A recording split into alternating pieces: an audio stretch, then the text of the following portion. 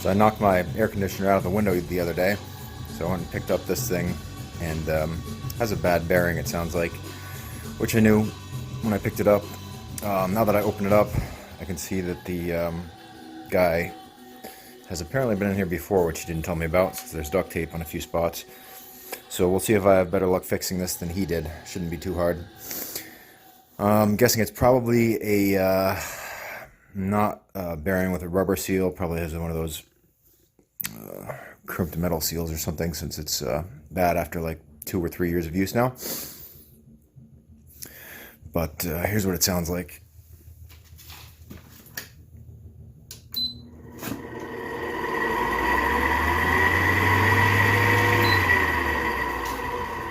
So obviously I don't want to listen to that all day.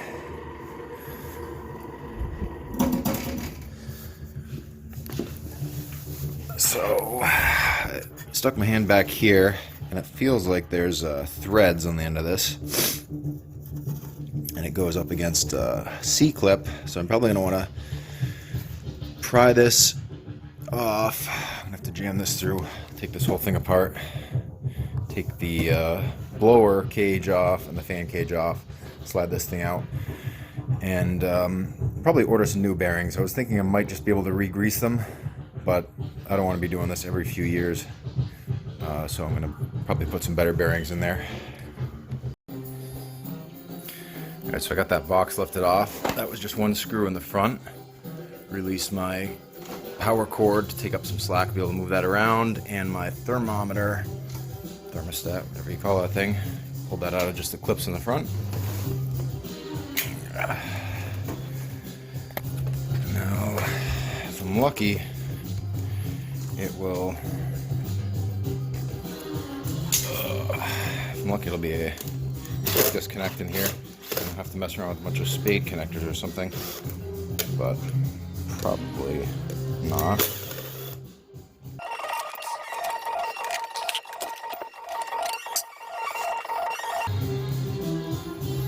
So that big guy is a capacitor. Don't touch that. Well, don't touch the two terminals together.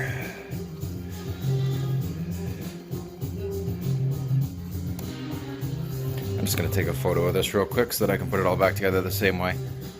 Not too bad in here though. I had to mute this portion of the clip because there was a copyright claim, and it was only about a 1-minute section here without any sound now, so nothing too critical, but I wanted to take this moment to do a voiceover because I forgot to mention in the earlier clip when I was talking about the capacitor that in addition to not touching the prongs, you also don't want to touch, two prongs together, but you also don't want to touch one prong to the housing, the case of that capacitor, because it's metal and it's grounded to the rest of the unit. So if you touch your finger between the prong of the capacitor and the housing, there's a good chance you would get shocked. Or if you touched it with the two pieces of metal, you would probably get an arc and still possibly get shocked. So just be careful anytime you're around a capacitor that's that size. And the rest of this clip is just going to be like another 25 seconds of continuing the disassembly, and then we'll get back to the normal video.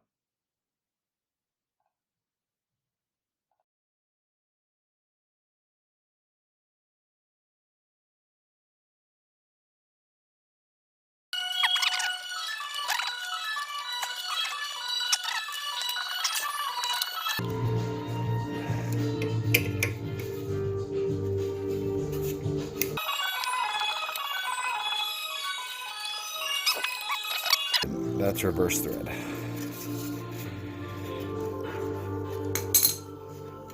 Should have noticed that. Hard to work in film a little bit.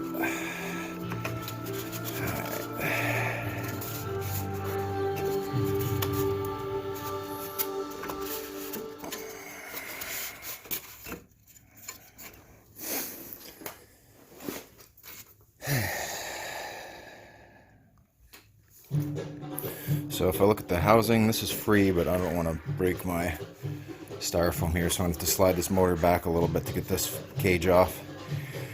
And then on the other side here, pry the C-clip off now.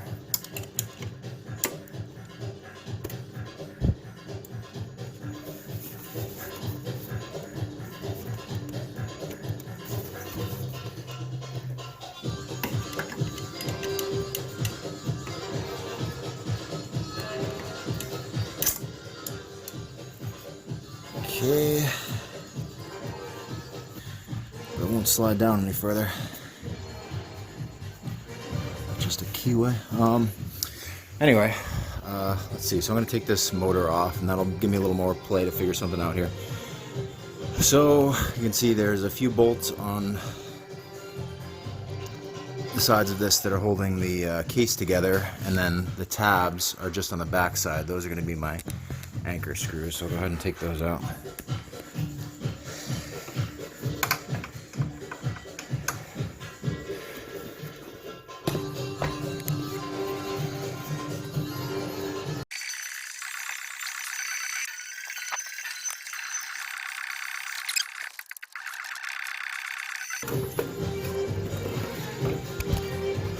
Alright, so now I can pull this back a little bit, and that should give me enough room.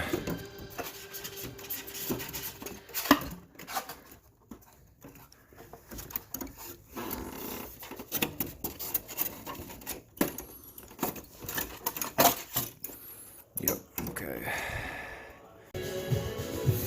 So the way that I can't slide this fan blade back on the shaft, I think it must be like a square cutout machine on the end instead of just a woodruff keyway. Almost looks like it. I think that this bracket must come out. That's probably the way they put this thing in. So I'm just gonna take this whole piece of plastic out now. I hope. We'll see. Got the big impact as well as my 12 volt here. Since some of those screws look pretty rough, and the 12 volt is pretty gutless. But convenient for little stuff like this.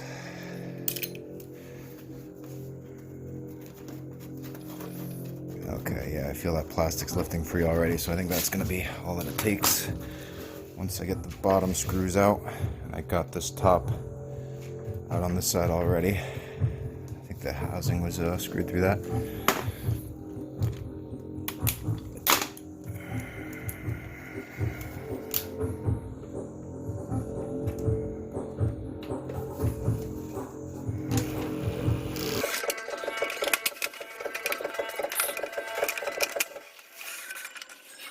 In case anyone was wondering, these are two 6-inch quick connects.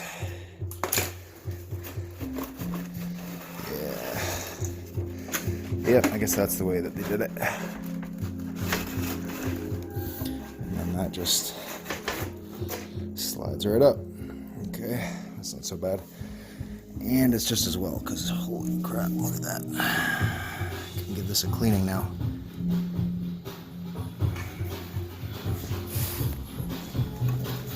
So that's pretty easy. Now I just got to free up this wire.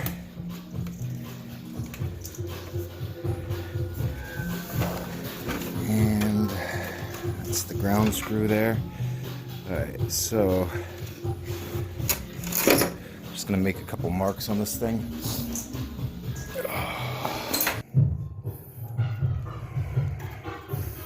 Obviously that one should be pretty self-explanatory, but this will sort of give me a couple guide marks. I got them both sides of the case, so now I'll be able to put all this back exactly the way it came,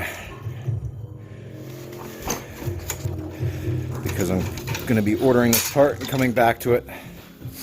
Sometimes something sits for a few weeks and you go look at it and think, you know, how the hell did that come apart again?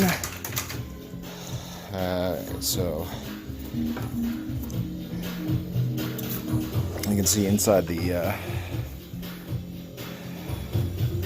front of the case there, that little, can you see that in the video? That little dimple is going to be where the bearing is, and the same thing on the back end here. So I just got to pull out these. So just two bolts holding this case together. So I'll just pull those out, split the case in half, and pull the bearing out. Damn it.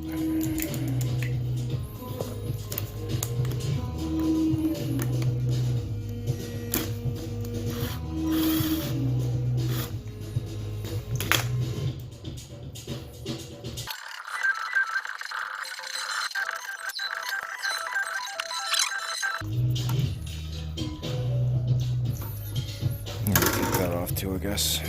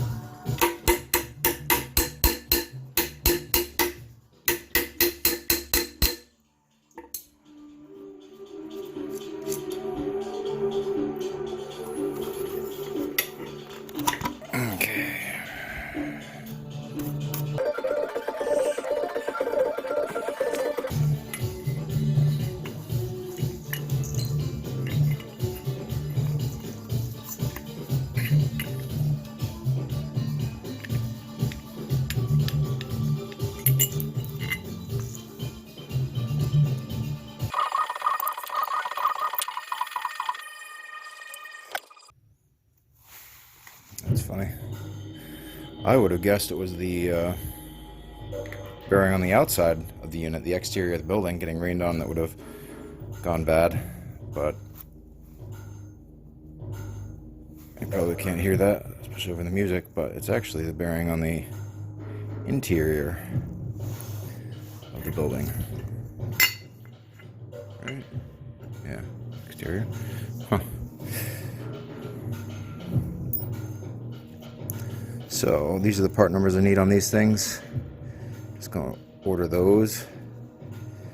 And yeah, as expected, it's the metal seal. I mean, none of these are gonna be great, but oh shit. But I will probably order the same size bearing with a rubber seal, since this is getting a fair amount of water and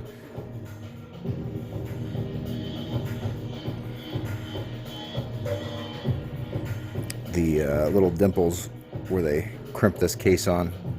You can't actually pry these out and reuse these. I've done it before, but it's kind of a pain in the ass if you have to, so hopefully I can find these bearings. And with a rubber or a nitrile seal, it's going to be the same bearing except with a different suffix on the end. This is going to be a Z or 2Z or style bearing with this metal crimped on, and the rubber is going to be R, and I think nitrile or nylon, whatever. Yeah, nylon is what it is actually. Is going to be an N for the suffix. Bearings came in, made in Japan. Naki. There's the part number for this model. You can see there's a C-clip on the back of these. So I do have a bearing puller, but I'll see if I can just pry it off with these pliers first. I put a little bit of penetrating lubricant on the inside the inner race on both these bearings. Filed down a couple burrs on the end of this one and cleaned up the shafts on both with some steel wool. A little bit of the rust off.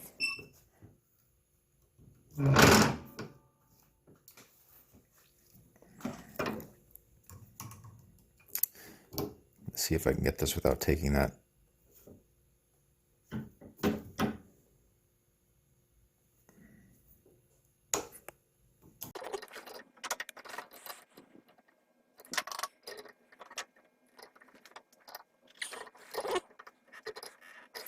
Let's take that C-clip off.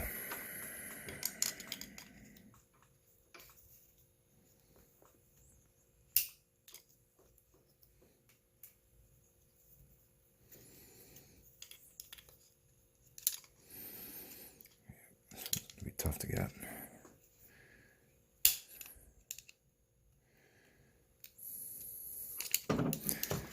Try not to stab my finger if it slips.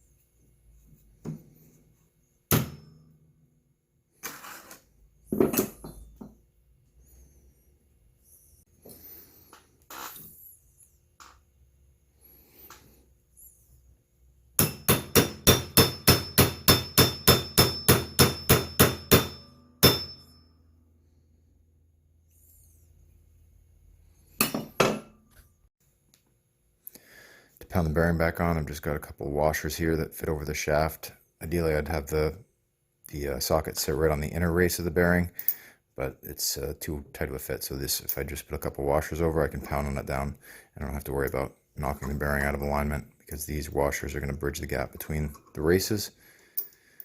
I keep one pushed up against the inner race like that, and then put my socket that fits over the shaft, and I can just pound it down. Oh, didn't even take much pounding. Except for the last little bit. So 2 sockets now.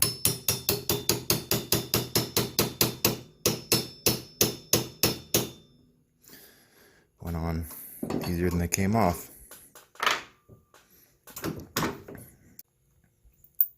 If you don't have a vise, you could just leave the nut on the end, or put the shaft on a block of wood or something so you don't deform the threads.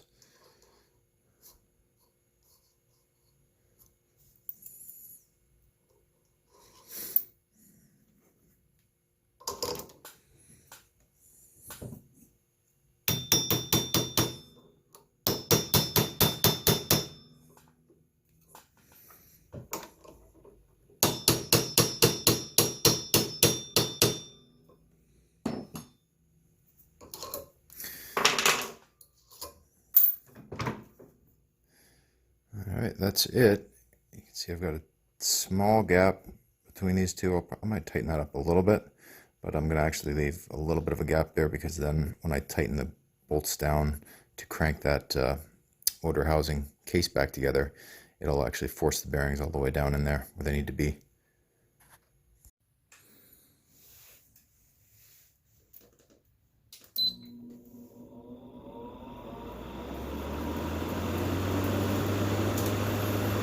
All right, much better.